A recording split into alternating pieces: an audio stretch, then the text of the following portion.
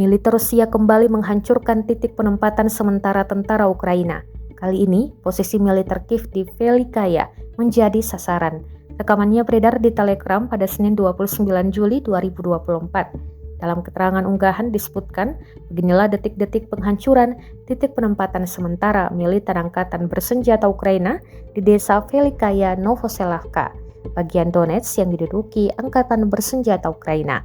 Titik pengintaian penempatan sementara militan dari Brigade Mekanis Terpisah ke-58 Angkatan Bersenjata Ukraina terkena bom udara luncur terkendali jenis UPAB 1500. Akibat serangan bom yang dipandu udara, titik penempatan sementara dan militan Angkatan Bersenjata Ukraina yang ditempatkan di sana hancur lebur.